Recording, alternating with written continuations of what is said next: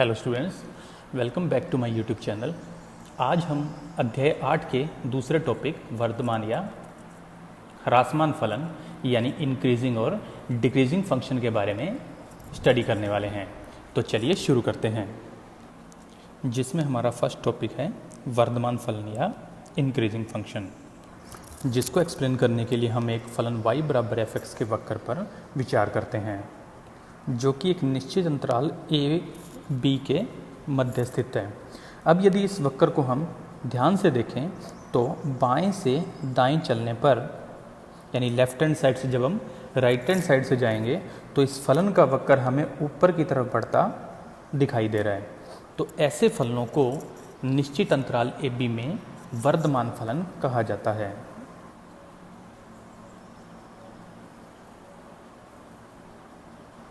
लेकिन हम पहले से जानते हैं कि ग्राफ बनाना इतना भी आसान कार्य नहीं है, तो हम इसके लिए किसी अन्य विधि का उपयोग करेंगे जिससे हमें ये ज्ञात हो सके कि दिया गया फलन वर्धमान है या नहीं।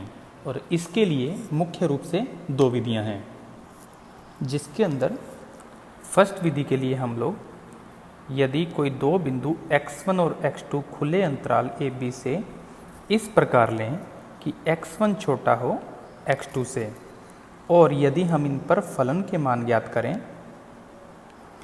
तो ये भी इसी सीक्वेंस में हो, यानी f(x1) < f(x2)। यदि ऐसा हो तो fx एक वर्धमान फलन होगा, जिसका मतलब यदि खुले अंतराल b में x बढ़े तो उसके साथ साथ fx का मान भी बढ़ता रहे। यहाँ पर इक्वल भी आ सकता है। इस बात को एक्सप्लेन करने के लिए हम पुनः y बराबर fx के वक्र पर विचार करते हैं, जिसमें हम लोग दो पॉइंट ले रहे हैं x1 और x2, जिसमें x1 छोटा है और x2 बड़ा, यानी x1 पहले आ रहा है और x2 बाद में। तो अब यदि हम ध्यान दें तो इन बिंदुओं पर फलन के मान होंगे fx1 और fx2, जो कि इस ऊंचाई से व्यक्त किए जाएंगे। तो आप ध्यान से देख सकते हैं कि यदि ये फलन वर्धमान होगा तो x1 यदि पहले है तो उस पर फलन का मान छोटा होगा, और यदि x2 बाद में है तो उस पर फलन का मान बड़ा होगा। यानी खुले अंतराल में x के बढ़ने के साथ साथ फलन का मान भी बढ़ता जाएगा। दूसरी विधि में यदि खुले अंतराल ए बी में सदैव fx के अवकलज यानी f' का मान 0 से बड़ा हो तो fx इस खुले अंतराल ए बी में वर्धमान होगा। तो हम मुख्य रूप से विधि 2 का ही उपयोग करने वाले हैं, और विधि 1 का उपयोग हम किन्हीं विशेष परिस्थितियों में करेंगे। तो इस प्रकार इन दो विधियों के आधार पर किसी फलन के वर्धमान होने की जांच की जा सकती है। हमारा नेक्स्ट पॉइंट है ह्रासमान फलन या डिक्रीजिंग फंक्शन, और इसके लिए हम पुनः एक फलन y बराबर fx के वक्र पर एक अंतराल a और b के मध्य विचार करते हैं। तो यदि हम यहाँ पर ध्यान से देखें तो अब बाएं से दाएं चलने पर हमें फलन का वक्र नीचे आता हुआ मिल रहा है।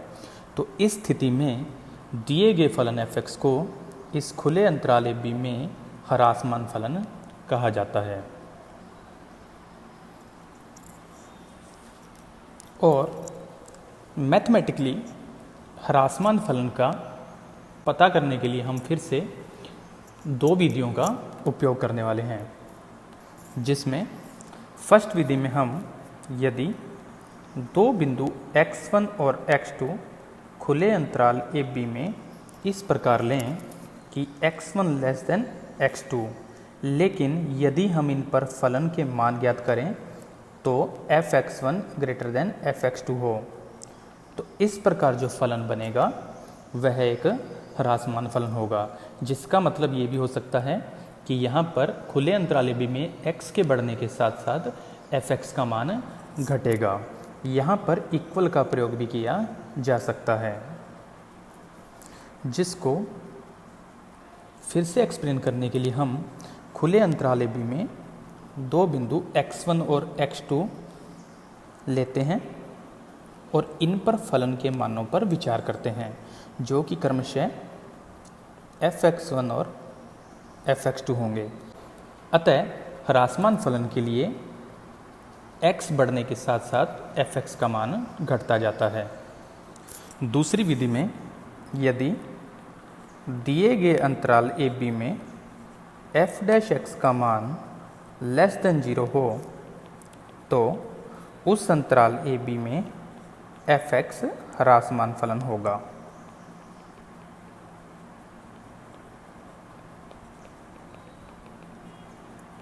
तो इस प्रकार यहाँ भी हमारे पास दो विधियाँ हैं, जिनमें से हम मुख्यतः विधि 2 का ही उपयोग करने वाले हैं।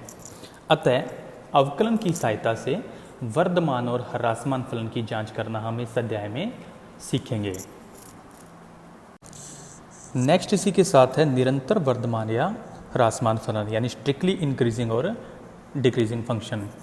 इसमें और पहले वाले में कुछ खास फर्क नहीं है, सिर्फ इतना सा कि बाएं से दाएं चलने पर निश्चित तौर पर वह एक फ्लैट लाइन में ना आकर ऊपर की तरफ ही जाएगा, या बाएं से दाएं चलने पर फ्लैट लाइन ना आकर नीचे की तरफ जाएगा। और मैथमेटिकली इसके लिए यदि फलन निरंतर वर्धमान है तो खुले अंतराल AB में 2 पॉइंट x1 और x2 इस प्रकार हों कि x1 लेस देन x2 है, तो निश्चित तौर पर fx1 लेस देन fx2 होगा, यानी अब बीच में यहाँ पर इक्वल का निशान नहीं आएगा।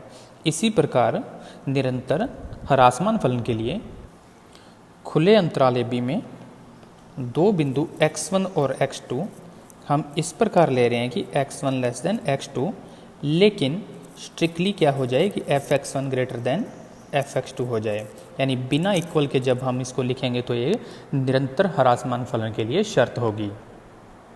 अब कुछ विशेष बातों पर ध्यान देते हैं, जिसके अंदर फर्स्ट है कि यदि खुले अंतराल में f' का मान 0 आ जाए तो उस स्थिति में fx अचर फलन होता है, यानी ना तो वो वर्धमान होगा और ना ही वो ह्रासमान होगा। यानी वर्धमान और ह्रासमान के लिए f' का मान 0 से बड़ा या 0 से छोटा होना चाहिए, और यदि वह 0 आ जाए तो वह एक अचर फलन होगा। दूसरी इंपॉर्टेंट बात है कि किसी फलन का वर्धमान या ह्रासमान होना उसके अंतराल पर निर्भर करता है, यानी यदि एक फलन किसी अंतराल में वर्धमान हो तो आवश्यक नहीं है कि वो अन्य अंतराल में भी वर्धमान हो, वह ह्रासमान भी हो सकता है। और यदि किसी अंतराल में fx वर्धमान और ह्रासमान दोनों ही गुण शो कर रहा हो तो उस अंतराल में fx को ना तो वर्धमान कहा जाएगा और ना ही ह्रासमान कहा जाएगा। यानी कि मैथमेटिकली हम लोग वर्धमान या ह्रासमान दोनों का मिक्सअप होने पर उस दिए गए अंतराल में उस फलन को ना तो वर्धमान कहेंगे और ना ही ह्रासमान कहेंगे। इस विशेष बात पर ध्यान देने के लिए हम एक फलन y बराबर fx के वक्र पर विचार करते हैं, जो कि x बराबर a और x बराबर d के मध्य स्थित है। यदि मैं ध्यान से देखूं तो यहाँ पर 2 पॉइंट लिए जा सकते हैं, जिनको नाम देते हैं क्रमशः x बराबर b और x बराबर c। अब यदि आप a और b के मध्य यदि ध्यान दें तो इस स्थान पर फलन वर्धमान है, और b और c के मध्य यदि ध्यान दें तो वह ह्रासमान है, और पुनः यदि हम c और d के मध्य ध्यान दें तो यह पुनः वर्धमान है। तो इस प्रकार मैंने जो पहले पॉइंट बताया है कि किसी फलन का वर्धमान या ह्रासमान होना अंतराल पर निर्भर करता है, यानी वो यदि किसी अंतराल में वर्धमान हो तो जरूरी नहीं है कि वह अन्य अंतराल में भी वर्धमान होगा, वह ह्रासमान भी हो सकता है। दूसरी बात, अब यदि कोई हमें a और d के मध्य इस फलन के वक्र के बारे में पूछे तो यह वर्धमान भी है और ह्रासमान भी है, लेकिन हम इस अंतराल AD में इसे न तो वर्धमान कहेंगे और ना ही ह्रासमान कहेंगे, क्योंकि इस अंतराल में यह वर्धमान भी बन रहा है और ह्रासमान भी बन रहा है। अब वर्धमान और ह्रासमान फलन के क्वेश्चन करते समय कुछ विशेष बातों का ज्ञान होना हमें अति आवश्यक है, जिसके आधार पर हम लोग इसके जो क्वेश्चन हैं उनको बड़ा इजीली सॉल्व कर सकते हैं। जिसके अंदर फर्स्ट है कि हमें त्रिकोणमितीय फलनों के मान के बारे में जानकारी होनी चाहिए। जैसे साइन थीटा जो होता है वह फर्स्ट और सेकंड क्वाड्रेंट में पॉजिटिव होता है और थर्ड और फोर्थ क्वाड्रेंट में वो नेगेटिव होता है।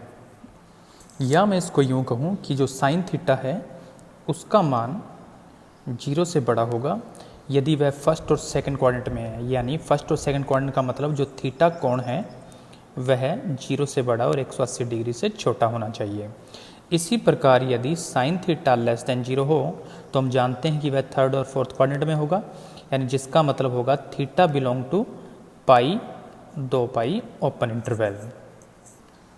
इस बात का मतलब सिर्फ इतना सा है कि हमें सभी त्रिकोणमितीय फलनों के मान और उनके अंतराल पर विशेष ध्यान देना चाहिए।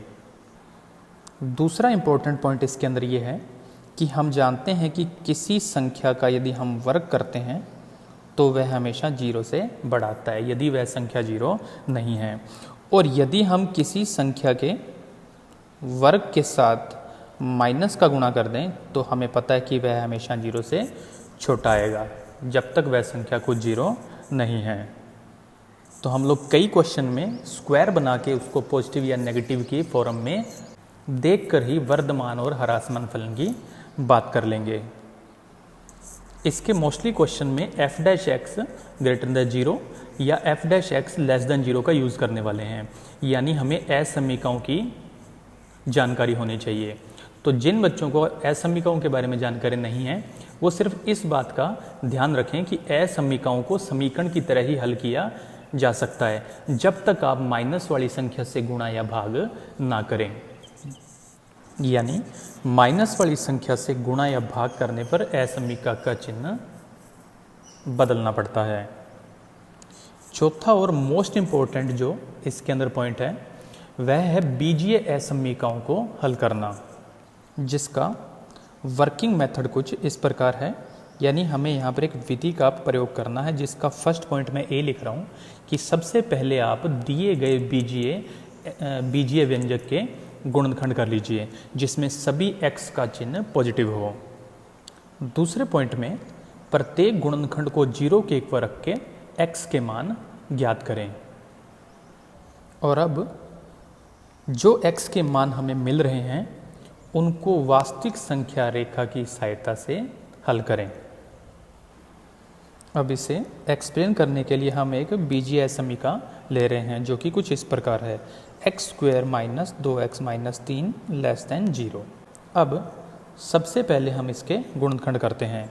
आप किसी विधि से गुणनखंड करेंगे तो इसे गुणनखंड प्राप्त होंगे x माइनस 3 और x प्लस 1 लेस देन 0। अब हम इस प्रत्येक गुणनखंड में ध्यान से देखें तो x का चिन्ह बन रहा है प्लस, और यदि माइनस हो तो हम माइनस से गुणा कर देंगे। नेक्स्ट, अब एक के गुणनखंड को यदि मैं 0 के एक पर रखूं तो हमें पहले गुणनखंड से x का मान प्राप्त होगा 3 और दूसरे गुणनखंड से x का मान प्राप्त होगा -1, जिसे एक वास्तविक संख्या रेखा खींचते हुए अलग कर लेंगे। यानी छोटी संख्या को पहले लेफ्ट साइड में और बड़ी संख्या को राइट साइड में। अब इस वास्तविक संख्या रेखा के यदि आप देखें तो 3 हिस्से बन रहे हैं, जिसमें सबसे राइट साइड वाले हिस्से में लिखिए प्लस, फिर अल्टरनेट चलिए प्लस माइनस, तो यहाँ बन जाएगा माइनस प्लस। इसी प्रकार यदि 2 या 2 से अधिक गुणनखंड हो तो इसी विधि से आपको हल करना है।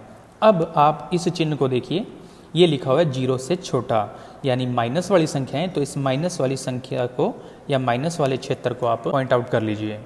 अब इसका जो हल क्षेत्र बनेगा वो बनेगा x बिलोंग्स टू -1 और 3, तो -1, 3 लिखिए और साथ में लिख दीजिए खुला अंतराल। तो इस प्रकार इस बीजीय असमीका का हल प्राप्त होगा -1 और 3 के मध्य की सभी वास्तविक संख्याएं। इसी की तरह मैं दूसरा एग्जाम्पल लूँ जो कि है x square minus 2x minus 3 greater than 0। तो हम फिर से इसके गुणनखंड करें तो x माइनस 3 और x प्लस 1 ग्रेटर देन 0, जिसमें सारे x पॉजिटिव हैं। तो अब हम प्रत्येक गुणनखंड को 0 के एक बार रखेंगे तो हमें प्राप्त होगा x बराबर -1 और x बराबर 3। पूर्व की भांति ही यहाँ से शुरू करूँगा प्लस माइनस और प्लस। अब हम इसके ऊपर फोकस करें तो ये लिखा हुआ है ग्रेटर देन 0, जिसका मतलब 0 से बड़ा है, यानी जिनका चिन्ह है प्लस सिर्फ उनको मार्क कर लेते हैं। तो इसका हल क्षेत्र बनेगा x बिलोंग टू, लेकिन ये हल क्षेत्र इस साइड में पूरा नहीं है और इस साइड में भी पूरा नहीं है, तो इसलिए हम लोग सबसे बाईं तरफ लिखते हैं माइनस इन्फिनेटिव और सबसे दाईं तरफ लिख देंगे प्लस इन्फिनेटिव। तो इस प्रकार जो हल क्षेत्र बनेगा वो बनेगा माइनस इन्फिनेटिव से -1 ओपन इंटरवल यूनियन, अब इसको भी लिखेंगे साथ में, तो यहाँ पर बन जाएगा 3 से लेकर इन्फिनेटिव ओपन इंटरवल। तो इस प्रकार असमीकाओं का हल ज्ञात किया जा सकता है। तो इन सभी छोटी छोटी बातों का ध्यान रखते हुए और f' सही ढंग से हल करते हुए हम लोग किसी फलन के वर्धमान और ह्रासमान होने की जानकारी दे सकते हैं। इस एक्सरसाइज में एक बात का विशेष ध्यान रखना है कि जितना पूछा जाए उतना ही सॉल्व करें, अपनी तरफ से कुछ जोड़ने की कोशिश ना करें। आज की वीडियो में इतना ही, अगले वीडियो के साथ जल्दी मुलाकात होगी। धन्यवाद।